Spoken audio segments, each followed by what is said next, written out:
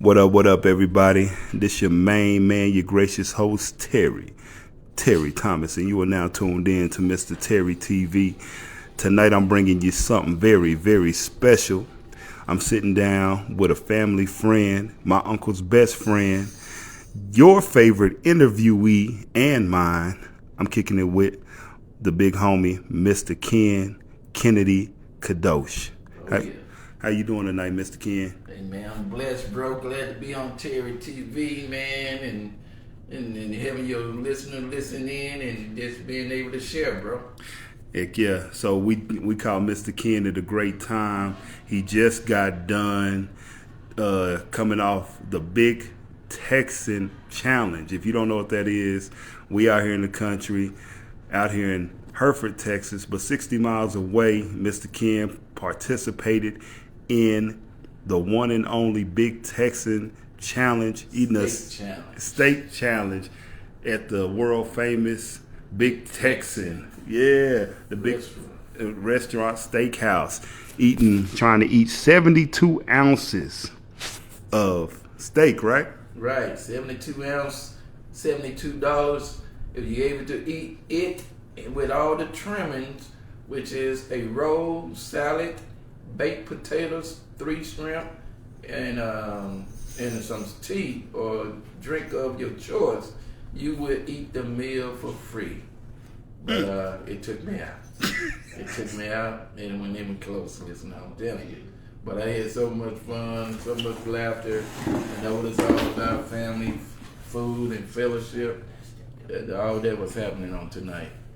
Hey, that's good, man. So, Mr. Ken just came down to hang out with the Thomas family and things like that. So, Mr. Ken, what we do here on Mr. Terry TV, we try to give empowerment and help motivate people in the blind community. And I thought there was no better example of perseverance, tenacity, and just old-fashioned grit than somebody like yourself. So let's get to know you a little bit better, Mr. Ken. So can you say your name for the audience? Kennedy Kadosh. I'm on Facebook as, it may look like Kath Kadosh, K-A-P-H, but that's the Hebrew word for, or the Hebrew letter K. So K-A-P-H, Kadosh, which is spelled K-A-D-O-S-H on Facebook. And I'm just glad to be here and, visiting fam, man. All right, so Mr. Ken, tell us a little bit about yourself. Were you born legally blind? No, I lost my sight at the age of 18 to spinal meningitis. And I contracted spinal meningitis through food poisoning. And it wasn't bad food. Someone actually put poison in my food. And from that horrific attack on my life, instead of dying, which I almost did, I contracted spinal meningitis. At the time, like I said, I was 18. At the time, I weighed 155 pounds. Within 2 months, I dropped down to 87 pounds, and I looked it like death. Also, I was paralyzed, stayed in a wheelchair for about a year and a half. Doctor told me that I wasn't gonna never live. God proved me wrong on that. Then they told me that I never walk. God proved me wrong on that. Then they told me I'd be no more than a vegetable. God proved me wrong on that. And He still proving them wrong with all the naysayers of people that look at people like myself, like the ones that listening in, like yourself, that may have a disability. But you only as disabled as your mind as you think that you are. You got to always keep the belief in yourself and always strive to go above and beyond what people may doubt you in doing in life. Okay. Well, you said a mouthful right there. So if you could you walk us through that traumatic experience? Okay, so the question was I born blind? And I did get overspilled into a lot of more. No, I wasn't born blind. I seen, I was driving, I was doing everything normally up until my incident. And my mom used to always say, be careful who you call your friends, because you never know who your friends. So that what it was. It had to be somebody close that put poison in my food because I always kept a close knit around me, and the one that I thought I could trust, found out I couldn't trust. So I wasn't born blind. I lost my sight, and the thing was, spinal meningitis have a lot of symptoms of the flu. So when I contracted spinal meningitis, we were doing flu season. So the doctor, they diagnosed me for a flu because, you know, like I said, spinal meningitis have a lot of symptoms of the flu. So I went into a coma, and when I came out the coma, I was sick. I was going back and forth to the hospital, to the doctor for about 2 months period. Then within that end of that 2 months, I went into a coma. They had to rush me to the hospital. I stayed in a coma for 2 weeks. When I came out the coma, I was blind, paralyzed, deaf in my left ear, laying on my deathbed, bro.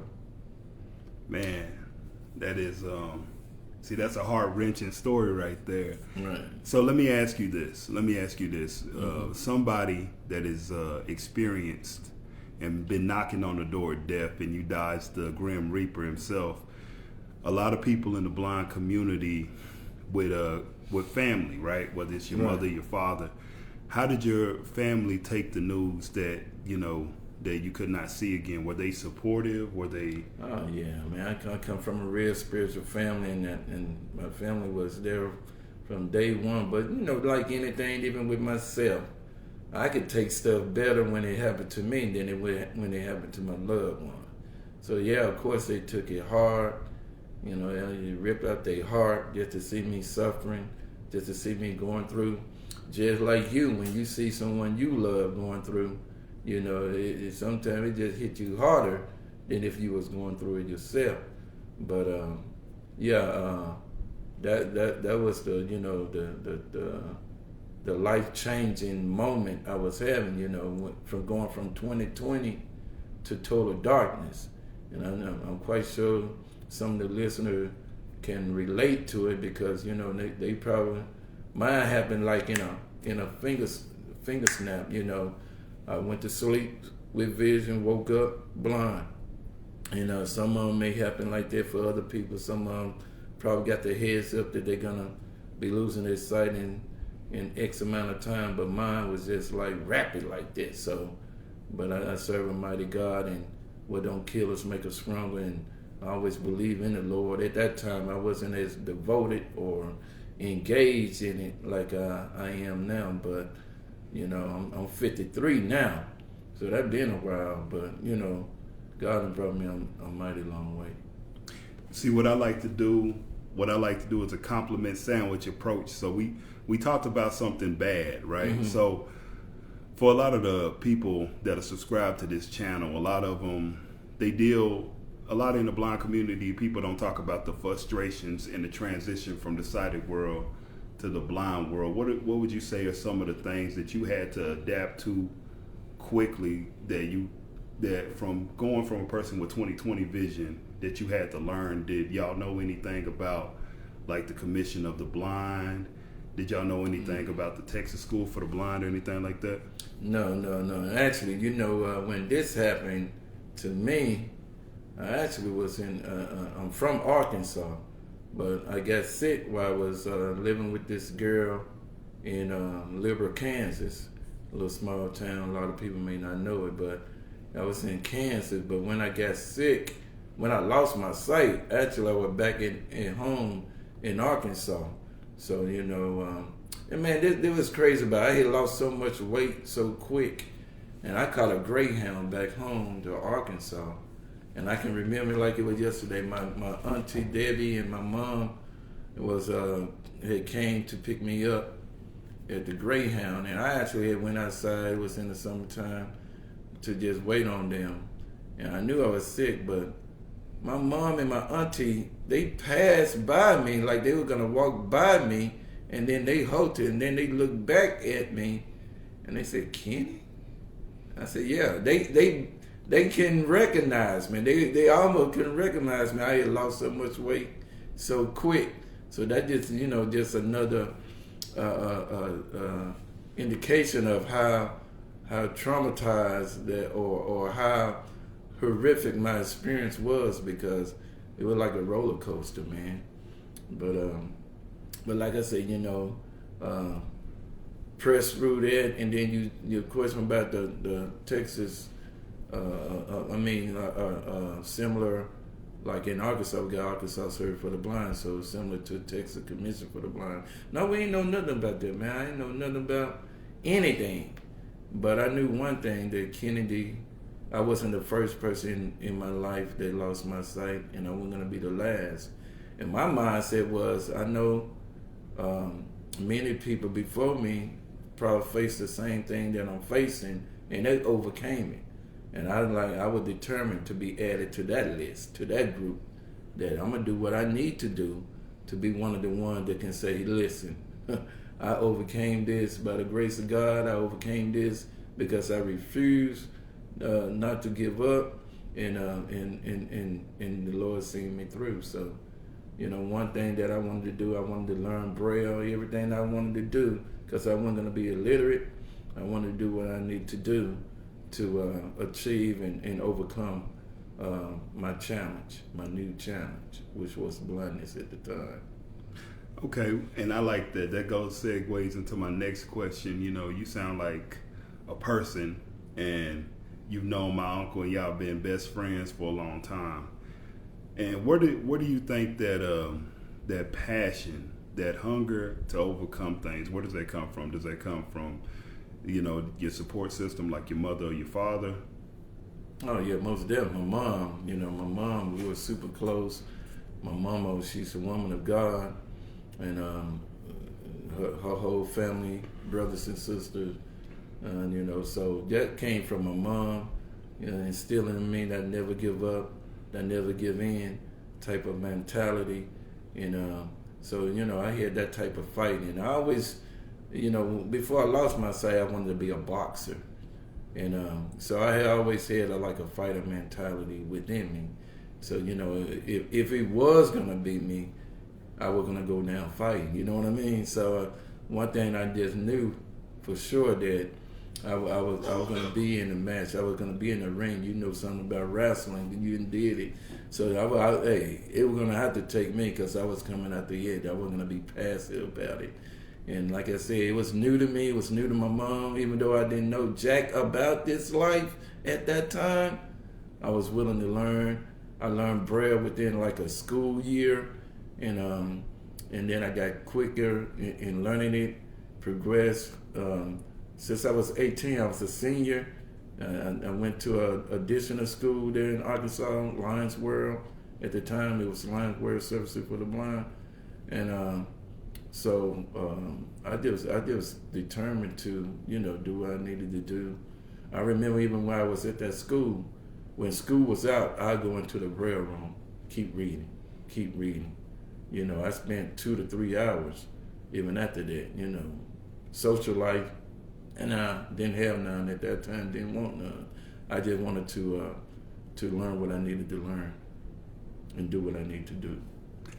Hey man, that's amazing. That's what I'm talking about, and that's why I wanted to interview you, because I feel like your story can change a lot of people's lives out there, whether it's young or old. And one thing that me and my Uncle Brent, we faced the school called Chris Cole Rehabilitation Center for the Blind. We got to meet some amazing people, but we also got to meet a lot of people that were transitioning from 20/20 vision to the blind world, or people that have been blind all their lives, and they go through things. People don't really know that this blind lifestyle isn't for the weak, for the faint at heart, Right.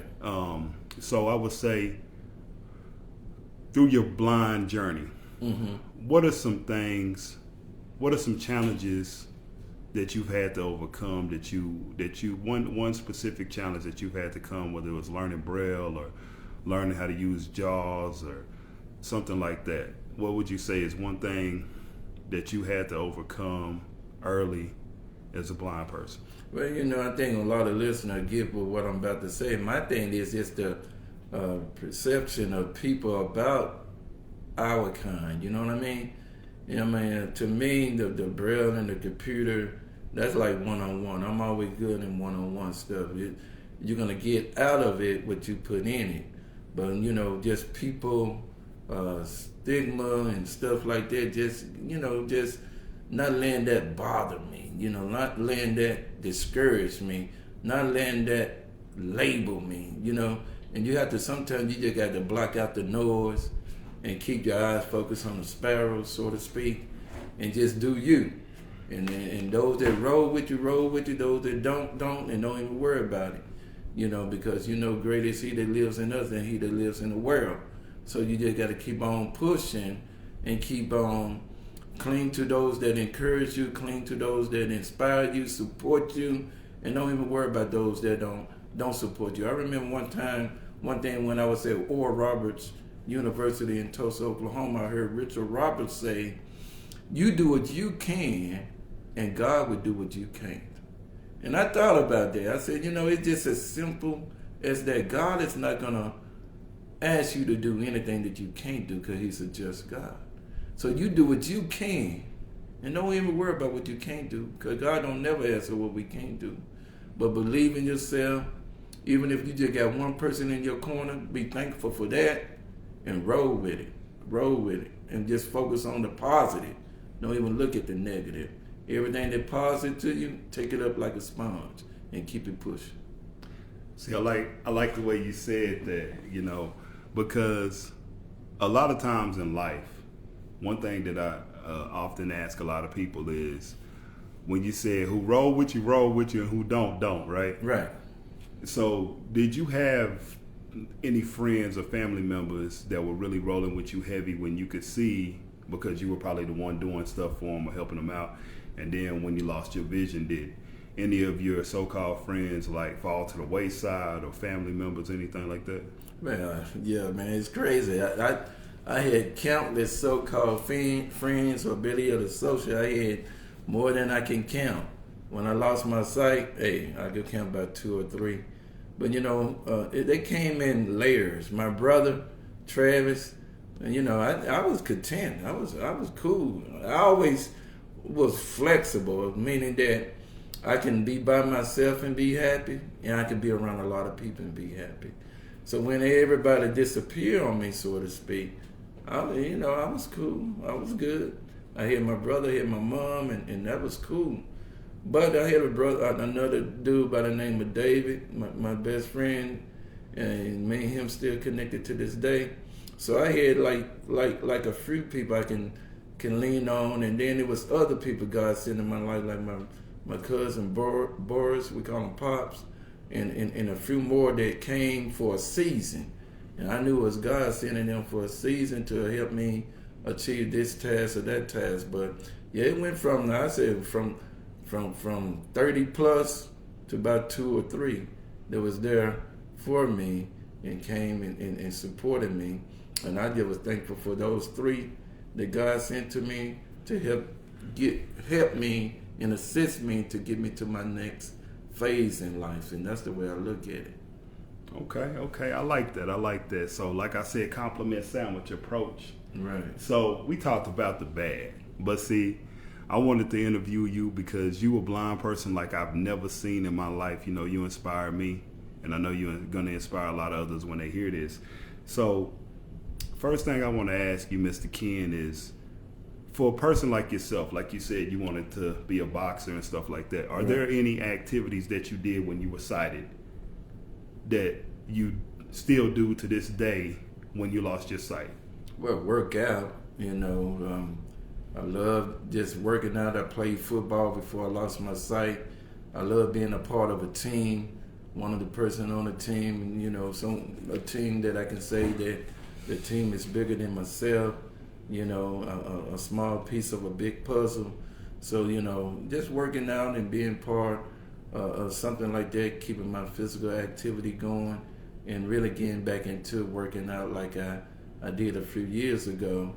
And as you know, that I joined Achilles International about probably 10 or 12 years ago, and trained and ran multiple full marathons, half marathons, a lot of 5K, 10K, 15K races, trail runs. And if you're listening and you don't know what Achilles International is, Google search it. You may have one in your city. You may have one not far from where you live. If you like to be a part of something on the massive, man, I tell you that's a good group. If you like physical activity, working out and stuff like that, that's an awesome group. So just working out, being active, inspiring, and that one way you can even push yourself, and even training for something like a marathon is not just for the marathon, because you can take what you accomplish along the way and also use that in other aspect of your life, areas of your life, and it really molded and shaped you, and like I know it did for me, and it helped me out with other different challenges that I may face that don't even have anything to do with, physical challenges, but just persevering as a whole. So wait a minute, Mr. Ken, because I know some of these people are like probably scratching their head. Wait a minute. You said, wait a minute. So let's rewind. So you said you're a blind individual now, right? Mm-hmm. Right.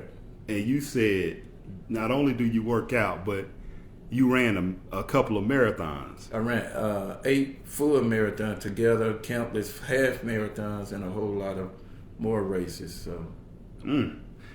So let's pull back the curtain on that a little bit. Well, how would a blind person, right? Right. I'm sure did somebody look at you and say, "Well, you can't do that." Right. Exactly.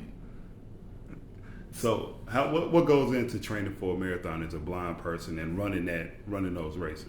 First, you got to come from you, because a lot of your training gonna be on you, unless you really got a cool running buddy, because we get sighted guide run a marathon, it's just like that, you just run instead of walking, and they use tether, or you just found your comfortness, your level of comfort in how you run with others. So everybody different, and none of us are all the same, so you have to find your niche and your what make you comfortable in running, because it could be tough. Each course is different. I ran the New York City Marathon. It was different than the LA Marathon. It was different than the Denver Colfax Marathon, which is different than the Phoenix Mesa Marathon. I ran the Little Rock, Arkansas Marathon. I ran in Disney World half marathon. So in some of those races I ran twice, and even one of them I ran 3 times. So it's all about learning, like anything else that we learn about ourselves. When it came to computer, we had to find our niche, how we will attain the resource and all like that. So same thing with working out. So first get your membership and then take it from there. And if you got a club in the city that blessed enough to have a lot of different running clubs, found one that you can hook up with and make friends. And I learned that a lot of people would be, just thrilled to help out somebody like ourselves. It's not as scary, not as hard as you think. If we never take that first step to try, we will never achieve. But I'm a people person, and I don't mind getting out there. I don't even mind people telling me no, because I know eventually somebody's gonna say, "Yeah, hey man, I help you. Grab on, let's do this." And so that's just my mentality. See, I like that. I love that can-do attitude. And my grandma always say, walk by faith and not by sight, because sight is what you can see and faith comes from the heart. Right. So with that being said, I would like you to tell the people, I know that you are a musician as well, right? Right. What got you into music? Well, I always loved music. I love writing. I love writing poems. I love for my poem to be like in a rhyming scheme, layout. So, and then when rap, hit like it hit, that just inspired me. Then and when I was in Austin, Texas, I got into going to these different spoken word poetry clubs. That's what it was. And at them poetry club was a lot of spoken words. So that was another thing that inspired me to really, write more and do more with the writing, and then get into the aspect of producing my own music to complement the rhymes. That took it to another level. And then just doing different shows, ministering, going to drug recovery home, performing there, going to adult rehab center with the Salvation Army and performing there, being a part of things like that, and seeing how it affect people. So that even inspired me more, that my words, that my song can cause people that came out of drug infested life or gang banging life, and inspire them to want to do better, and instead of, even if they're doing it and they're doing it for negative, the style of music that I was doing, Christian rap at the time, inspired them to be more positive in what they do. So I think that's a beautiful thing, So one thing that I would like to ask you too, being a blind person, because I know you like to travel, right? Oh yeah. I know you travel all the time, and some of the blind people that I know that me and my uncle have met, a lot of times they are scared to leave their 4-block radius. Right. So how do you, as a blind person, how do you travel so much? I know you've moved all over the place.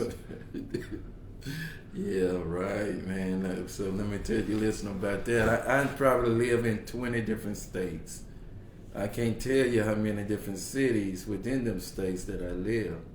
Before I lost my sight, not only did I want to be a boxer, but one other thing that I wanted to be, I wanted to join the military and see the world. So when I lost my sight, I said to myself, okay, I can't travel by myself outside of the country, which I can. I just got to get a passport. But I said, I'm going to go as many places in the United States that I can. And this was before a lot of these social medias, iPhones and all like that. I would just pack up and go. And when I make it to a city, I would just find, a place, a hotel, more so a extended place. Like it used to be this company called Value Place Hotel, and you can just rent for the month and everything like this. So I just would decide I want to go here. I found one of those similar places like that, camp out, and then if I like it, within 2 to 3 months, find me an apartment, and talk to people while I'm there, learn the city while I'm there, and make it happen, man. And I live in California, I live in Arizona, Texas, I'm from Arkansas, I live in Oklahoma, North Carolina, Illinois, oh man, I live so many places. I'm trying to think. I said Illinois. I lived in Florida, and this is all while I've been blind. Like I said, I've been in 20 different states and countless city, and I don't regret a bit of it. So I did get to move around like I wanted to do with the Army, but it just was. I tell people I was in the Army. I was in the Army of the Lord. So, and God made it possible. So. Hey, that's a beautiful thing, because what I'm gathering, you tell me if this is true or not.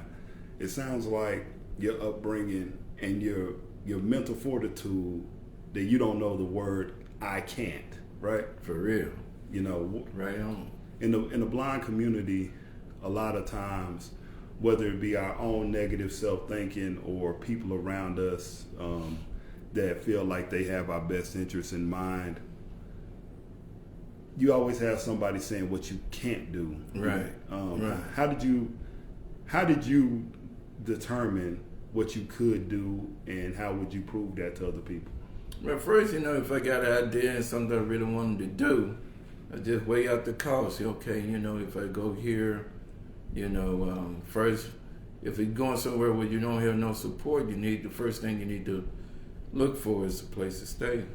Like I said, I started doing it before a lot of these easy You know, you can get on your mobile phone and ask Google or ask Alexa, hey, what you need to know about, you know, finding a place where you can lay your head down. But, you know, so that'd be the first thing I do. I normally like to go places where I know that they're going to be good public and transportation, and also opportunity for jobs. So those three things ranked it high on where I would go. Every place that I go had good transportation or average or a little bit above average. Everywhere I went had good opportunity, like Lighthouse for the Blind or industry for the blind, you know, somewhere where I can get some type of job till I can find what I really want. So, you know, and everywhere I went, I knew a place where I can lay my head down. So being realistic and just rolling with that and believing that, hey, as long as I, you know, save what you need to save what to make the move, and then you make it happen.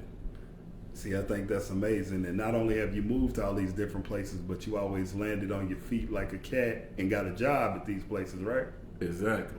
So one thing that goes on in the blind community a lot is, I don't know, it's on both sides, men and women. A lot of people think it's hard to date as a blind person. Do you feel like, and I know you're a ladies' man, but for the people out there listening, right? Right.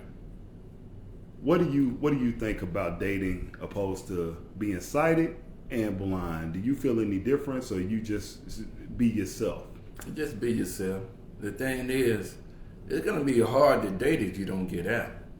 My thing is, I get out a lot, so it's not that hard. And then too, you know, one thing your listener probably already keen on, I'm a man of faith, so I joined a church. I also have an idea of a church that I'm gonna join before I even get to the city. You know, I do, you know, I'm Pentecostal, so I look up all the Pentecostal churches there, and then I found YouTube make it easy. You can listen to, you know, and get a feel for which one you may like. Once you get there, you can visit a few more if you want.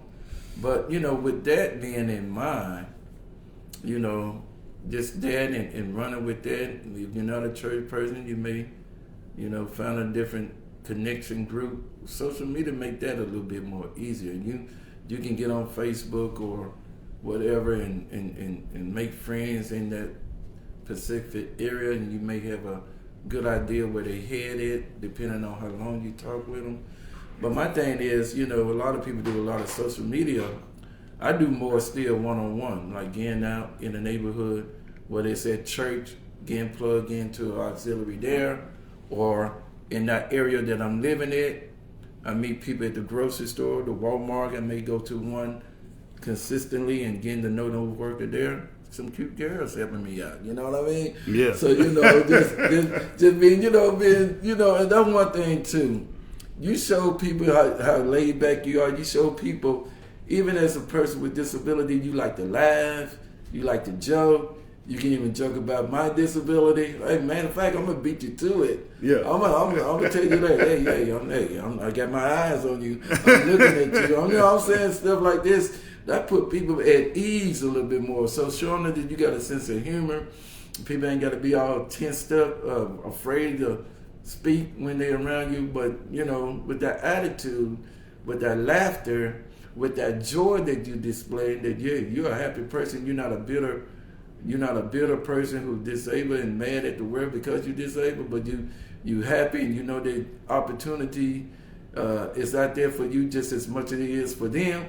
Oh man, people want to gravitate with anybody. They don't care who it is. They got a good outlook on like that. It's positive. So you be positive and it's be real. You have that joy and it be real. You ain't putting on no show, but that's you. Oh, people are gonna be drawn to you. So therefore, even the opposite sex gonna be drawn to you, and you know, just make friends, and as you get to know people, you can tell, have a good idea of who likes you or who want to be more than friends. It's just the same game. We just can't see as good as some people, but it's just the same game. Okay. Now one thing that I would like you to talk about is you put us on game to a lot of things, but one of the things that's specifically unique to St. Louis is the blind pension. Can you tell us a little bit about that? Well, the blind pension, Missouri is the only state that I know of in the United States that offer what they call the blind pension. The blind pension is another check that a blind individual get that qualify, like an extra check. So beside your disability check, you get another check, and it's nice. That right now it's $9.49. So and two, that check doesn't even account towards your monthly income when you're filling out for other resources. They tell you not to unless you want to use it to get a apartment, and you show proof that you're getting it. That'll help you out. That's cool. But you move to St. Louis, and then you apply for it, and then within a year you begin to get the blind pension. So it's pretty cool. If you're working, you may get paid every other week, so you get your 2 check from your job, your 1 check from disability, and the blind pension. And even if you're working and you're making more than you should make, and you lose your Social Security, you won't lose your blind pension.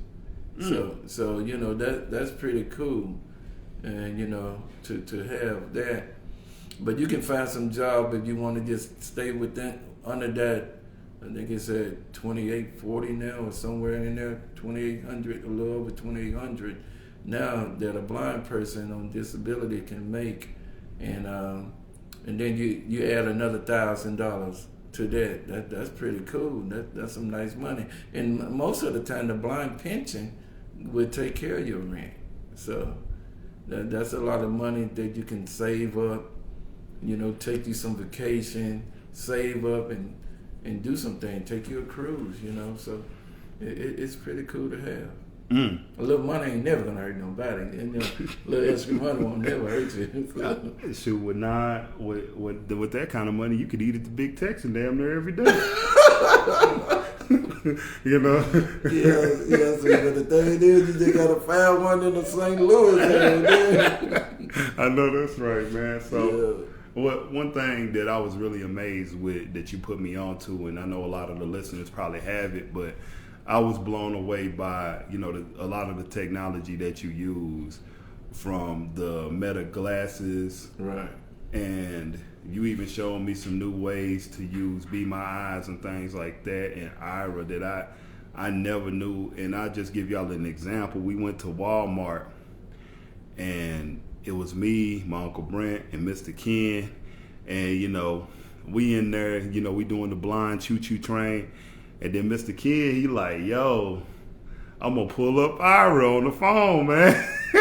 Right. And I was like, man, I never seen something like, I wasn't taught about this. I heard briefly at Chris Cole about Ira, but I never seen it in action before. So right. Can you tell me a little bit about the process that you use no matter where you go to use apps like Ira? Right. So one thing cool about Walmart have a partnership with our Explorer. So any Walmart that you go to in this country, our Explorer got a layout of that Walmart. And you can use our Explorer free while you're at Walmart. You also can use it free while you're at pretty much almost any airport. But getting back to Walmart, so the thing that we did, like you said, we would set the Walmart here, right down the road from you. Yeah. And we were doing the little blind choo-choo train, and I was like, yo, and we going around, you having out your uncle, he walking around, and I'm like, well, sure, I always do my shopping on my own. So I said, hold up, Mr. Terry, I'm gonna pull up Ira. I'm just gonna get my food items on my own. So I pull up Ira. I would have my Meta glasses on, and Ira just directed me to everything that I needed to get on that day. And I said, yo, I'll call you guys when I'm done. And I got done, and I was posted up sitting on the bench by the time you got done. But even while I was walking through the store, man, people were like, what? And one guy asked, he said, oh, you like living dangerous, don't you? That's what they said to me. I forgot to tell you that, man. This dude, the older white guy, I could tell, you know, what he was, you know, cool like that. He like, you like living dangerous, don't you? I said, man, I'm using my Meta glasses to do my shopping. I don't think he even understood what I was saying. He said, he said it again. You like living dangerous, don't you? And even when I got to the cash register, I could tell that they were like, you know, like flabbergasted. That this guy is this blind guy walking through Walmart shopping on his own. You know, that was blowing people's mind that I was walking by. And even while I'm on there, Ira agent telling me, you know, it's a little kid coming walk around them. You know, I'm making all the right moves, and they probably like, now, is he blind or isn't he blind? I know that probably was going through their head because a blind man can't do all this, you know. No. You know, so that was kind of cool that that I was able to do that while I was here with you guys and let you see it, like you said, in action. Because, you know, I never been to that Walmart. No. So that was I knew you were gonna be like, what? So yeah, so that was cool. I enjoy. I love shopping on my own now. I love throwing on my Meta glasses and making it happen. Going to Walmart or anywhere I can use the Meta glasses and get assistance from Ira Explorer. Yo, it's the thing to do. Hey man, and I got to tell y'all firsthand experience, and you know me, I've been vision impaired all my life, but I promise you, when he said that he was gonna do his shopping on his own, I was like, man, I was kind of skeptical and he got done before we did. I'm talking about he wasn't. I think it might have been. I'm gonna be generous and say 10 minutes. It probably wasn't even 10. Me and my uncle, we were grabbing some stuff, lollygagging around, laughing and talking. Mr. Ken was already posted up. He like, man, I'm gonna be waiting by the door when y'all get done. I was tripping out. And then on top of that, I didn't know this. So, you know, I'm looking like Boo Boo the Fool. We walking back to my apartment because I don't stay far away from the Walmart. And Mr. Ken say, hey, TNT, check it out. We can use Ira to cross the street. Boy, my mind was blown. I said, cross the street? What? They can tell if the cars are coming though? And he like, yeah, you could use Ira, Be My Eyes to cross the street. That's what I said. I said, hold up. I said, wait a minute. I said, now I'm in love with them Meta glasses. I'm trying to get me some. I'm trying to get the Gen 2. And I was like, man, so I've been calling all over the place trying to get me some Meta glasses because, you know, he let me use them, and I'm gonna cut up for a little bit. I'm gonna cut up. If anybody know me out there, you know, I did it with my I did the exact same thing when Kevin Ratliff, the teacher at Chris Cole, the technology teacher, he let me see his Galaxy watch. And somehow I got it to search. I never had it in my hand before. So I was like, okay, it asked me, hey, ask me something to find. And I said, okay, I'm gonna do something. I said, find women. So the watch started searching for women. And I said, okay, Ken, let me see those glasses. And he like, yeah, ask it something. I said, okay. I had a good question. I said, hey, Meta, find women. And it didn't work that time, but I had to be more specific. I said, hey, Meta, find big booty human women. It really didn't work out, but I'm gonna work on that right there, because I want Meta to tell me, hey, Meta, what the wagon look like, you know? But I mean, yeah, Mr. Ken, what other technology do you use to help you get through your day-to-day tasks, man? Okay, yeah. Before we get into that, let's roll with this just a little bit more. I want the listeners to know this too. Also, if you decide to get you some Meta glasses, I found out when I was getting mine that if you have like a certain insurance, and your insurance give you, like on my insurance, they give me $300 every 2 years for glasses. I got United Healthcare, and you know, it's different aspect of all insurance. So my policy with United Healthcare, I went to the eye doctor. I told him that I wanted some metal glasses. Matter of fact, there was the lady that at the eye doctor told me that I could use my insurance to buy metal glasses. I'm like, what? She said, yeah, we got a lot of clients that are using their insurance to buy metal glasses. So when I called and I checked with my insurance, and they said, yeah, you get $300 every 2 years for glasses. So I got a pair of $500 glasses for $147, somewhere in there. So my insurance paid a little over $300 for them. They told me that I get $300, but they was a little bit more generous. I think they paid around about $350, and I got the rest for like $1 something. So I wanted y'all to know that. So check with your insurance to see, do you get like a allowance a year, every year, or every other year to put towards glasses. Now I use also Be My Eyes. I use CNAI. You know, I use those the most. You know, with my mail. I use Be My Eyes with just like I use Iris Explorer, and you know, with just sympathize. Like even if I move to a new area, I don't even mess with vocational rehab for mobility to learn around my areas like living. I use IRO. I use Be My Eyes because, you know, like with Serve for the Blind, everything is red tape. They had to get into it with this. They had to get into it with that. And then too, I was in St. Louis. And really didn't see too eye to eye with some of the mobility instructors. So felt like I can do it on my own, which I did, and to me I even did it better with our assistant, with Be My Eyes assistant. Now one thing about Ira, if I can go back to there just for one more input. This one thing cool about Ira, let's say you live in a city and you take Uber and you take Lyft, and you're going over a new friend house, or you're going over, or they taking you home. And if you live in an apartment complex, a big apartment complex, let's say they drop you off at the wrong area. I know just some of you guys been saying, yeah, and that happened to me a lot. And did it with me. So I called Ira. Ira will look you up on Google Maps.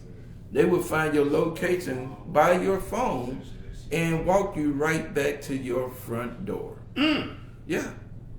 Now the only damn thing about Ira, if you're not working, it come with paid subscription. But even if you get the plan that give you $30 a month, or the plan that give you $50 a month, which I forget the cost, you can call them and check it out. Even if you get that, Ira will so generous, they give you free minutes as a paid subscriber. You get free minutes all the time. And even if you're not a paid subscriber, you get 5 minutes a day, every day. And 5 minutes may not sound like, but that 5 minutes you get dropped off in the wrong area, that 5 minutes can be a big help. You know, they can get you back to your front door in 5 minutes or less. So something like that, I would suggest that you all just download it on your phone and just have it there. It's better to have it and not need it than need it and not have it. So I really enjoy Ira Explorer, and I say it worth the bucks that you can put in there. And a lot of us, we probably spend $100 or more on fast food a month. Yep. On something like that. You can put half of that, $50, maybe even more, towards a subscription for Ira. That'd be great. Now the only damn thing too about that, your minutes don't roll over.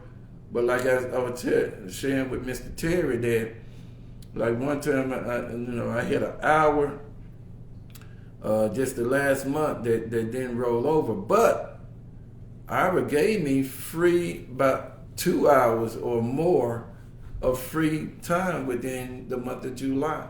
So even though I didn't use my hour, I got 2 hours or more of free time. So if they had never given me that free time, I would have been using my minutes and still been in need because I got 2 hours or more. So that's just something to think about.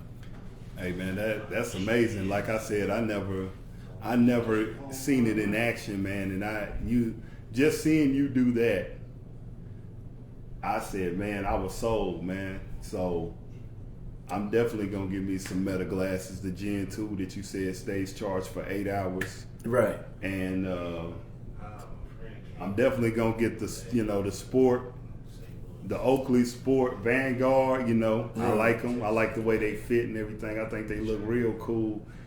So I say, if you want to step your mobility game up, Meta is not paying for this video or sponsoring this video. Ira's not sponsoring it.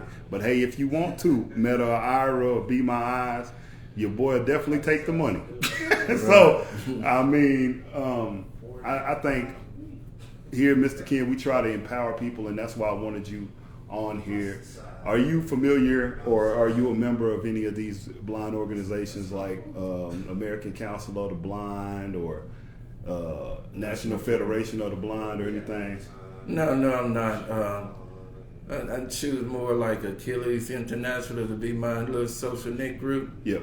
And I know that's a whole different ball game, not comparing apples to oranges or anything. Yeah. But my joy. I have been to some of their meetings, and I have been in some of their presence. That's just not my thing right there. Okay. So, yeah. Okay. One thing I would like to ask you, as a blind person with a lot of experience and a lot of passion and things, I'm sure you see a lot of things that you think could be improved in the blind community or that could help, or services that could help blind people. What would you say that you think should be improved in the blind community, things that we could work on to improve? The cost of living of technology. The thing that, a lot of things that for the blind, and everybody know this to be true, is that it's super expensive. And I get it, but I really would if one of those groups, NFB or ACB, and they may do it, I may not know. If they do, please enlighten me. I'm teachable as well. But to have a group of people that can back up and lower some of these prices, well, people may not have a counselor, or sometimes you get connected with an agency. You may just rub that one counselor wrong. Now they're giving you a hard time to get a second counselor. While you going through all those loops and issues, you still need to get stuff on your own. So to make it affordable for people that can affordable for people who either just on disability or don't make a lot of money, even if they're working. One thing about Missouri, they do got other organizations too. We've got this one called TAP, and TAP is Technology Assistant Program, where they will buy you a iPad or an iPhone. They will buy it, but they'll buy only for Missouri residents. Or whatever other technology that they are that they consider to be accessible or a need for people like ourselves. So that's just one, and I think it's a few more that they would. That one program, I can't remember the name of it, but they may not buy it, but they may help you finance it. And then you can pay them back a little at a time till it's all paid up. So there's different things that the state of Missouri also do that I find organization that other groups that have heard that they do the same thing. So I'm grateful to be in the state of Missouri the show me state. We can show you better than we can tell. You know what I mean? Yeah. So those are some cool things that I have learned since I've been in Missouri. So now, one thing that I would like to ask you too would be, you said you had a passion for learning Braille. Is there any resources that you think out there that can help people learn Braille if they're wanting to learn Braille or get their typing skills down? Anything that you use out there that helps you stay proficient in that? Well, my thing is the norm. We know about typing. That's pretty cool for learning the keyboard. And, when it comes to Braille, just that got to be mano to mano. How bad did you really want to learn it? And then, too, sad to say, you're going to also come to your level, your sense of touch. So some people may have callus on the tip of their fingers, and that gonna affect it. So anything that you can do to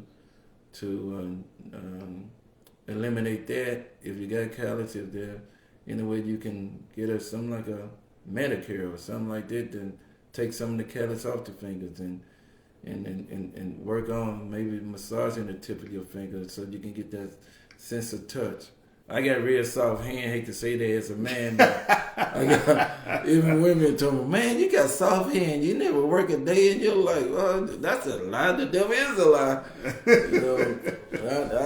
I'm old enough that even in Arkansas, I work in the cotton field. So, but that having soft hand is it benefit me because my sense of touch on my finger is good. So that was a good thing. It may be somebody they lost their sight that may have been a construction worker or a guitarist. Some guitarists, they don't use that little clip thing for the string. They use their fingers, and the more you use, I remember when I was taking guitar lesson, and I was just using my finger instead of the little, I don't know what they call it, the little plastic thing. It's like a pick. Right, like the pick. So I began to get callus on my hands when I was learning the guitar. And my friend told me if I had stuck with it, it would have went away. But that kind of like made me nervous, so I put the guitar down. And some people they can pluck it with their fingernail, but I had just started, so I haven't learned that technology. So yeah. But either way, just really it's a desire. You got to have that desire, and you got to know the importance of it. Even though now Braille may not be as popular as it was a long time ago. Yeah. Technology is taking over. Learn them both, because you never know, what the case may be, and if you got nothing but time on your hands, why not? So. Yeah. And I lean more, to technology too, because learning the computer and learning the phone, to me, will help you keep up with sighted competition faster. So, so learn that technology, but hey, don't sleep on the Braille needle. Learn that too. Facts. What I was gonna say too was, Mr. King, you showed me something I never heard of too, so I want to put my listeners up on game when you were telling me about graphic audio. For those of you out there that want to listen to some audio books, I love me some reading. Oh man! So, can you tell them a little bit about that? Well, graphic audio, I used to listen to, I still listen to Sirius XM radio, mostly for sports. But they did have this one channel that played, old time radio, and they probably still do. But on one time when I was listening to an old time radio station on Sirius XM, one of the broadcasts was like this graphic audio company that do dramatized books, and it was so professionally done, and it sounded actually like a movie. Sound effect superb, everything, the actors and everything. I gotta look into this more. So You know, for the last 20 years, I accumulated about 400 books on my phone through graphic audio. But what it is, it's just a dramatized company that taking a lot of different genre of books, from Western to faith and courage to mystery to science fiction, whatever. You go to graphicaudio.net, check it out. They got some free samples. I think about 3 or 4 books that you can use as a sample. You can download their app, Graphic Audio Access, either through App Store or Google Play, and you download that app, and you can even check out those short stories there. And then just, month at a time, buy you 1 or 2 books. Within 3 to 5 to 10 years, you may have just as many books as I have. So it's cool though. But I'm a big Westerner. I like listening to the Western, and I got a whole lot of books. They got DC Comic, meaning Spider-Man, Super Friends, Batman. They got a lot of books that they did that. They got some books based on true story. I think Charlie Dunia. I just got hip to her, so excuse me if I'm butchering her name. But one book is like 20 years later, based on a true story. They got Detective, Jason Trapp. Like I said, Western. Some of my favorite Western is Smoke Jensen on there, entitled Last Mountain Man. Preacher entitled First Mountain Man. Eagle series. I mean, countless of books. So just go there, check them out. I'm quite sure you enjoy if you love audio books, and I know you enjoy if you love dramatized audio books. So. In the blind community, it's a whole bunch of drama. So I like the old folks that used to watch The Young and the Restless. So I like to call the blind community Blind and the Restless. Right. It's always got something going on, man. Well, y'all out there, for all the listeners out there, Mr. Ken gave you a lot of game, and I hope you pick it up. Don't walk by it. He dropping gems like a clumsy burglar up in here. He dropping them gems. So I hope all of y'all are enjoying this interview, and hopefully you follow Mr. Ken on Facebook. And Mr. Ken, do you have any last words for anybody that's going through this blind journey, whether they've been blind all their life or just lost their vision? Do you have any encouraging words, parting words for the people out there that's listening? Well, like I mentioned before, block out the negativity, because they're going to be here till we dead and gone. Even after we dead and gone, going to be negative people. So stay focused on the positive. Stay focused on those that encourage you. Even if you just got one will lead to 2, 2 will lead to 3. And then just learn how to encourage yourself. The Bible said that David said, I encourage myself in the Lord. Paul said I had to think myself happy. So sometimes you got to be your biggest fan, and don't worry about what people say, and just go out, achieve your goal. And even if you don't achieve it, it's not because you don't try. Get out there, do the dang thing, and most likely, if you put your 1 foot forward, you will achieve it. Hey man, I couldn't have said it any better myself, Mr. Ken. So this has been MR.TerryTV. Mr. Ken, I appreciate you for doing this interview. Oh, yeah. And man, you know what? If y'all like, comment, and subscribe. I said like, comment, subscribe. Let me know what your favorite part of this interview was. Let me know if you're going to use any of the services that Mr. Ken was telling y'all about. Let me know what other videos y'all would like to see. And if the demand is up, then we'll get Mr. Ken back on here to tell y'all about some more stuff, because he always tapped in. So one thing I'm going to do, I'm going to just slide this in there. I'm going to text you or email you which one you prefer, my song that I wrote about my blindness, so you can upload it to this channel, to this interview. Oh, okay. Yeah, I'm definitely going to do that. Mr. Ken be getting down in the booth. So just know he wasn't always a Christian rapper. He done been out there in the world. He got a whole bunch of experience and stuff like that. So, you know, what he telling you is real. So if you want to hear that, comment, like, subscribe, share this video with somebody you know that can use it. And as always, like we always do at this time, I'm Mr. Terry Thomas, your gracious host. And as I always say, you know, peace, love, protect yourself. I wish you health and wealth. And until next time, this is Mr. Terry TV. Peace. Peace.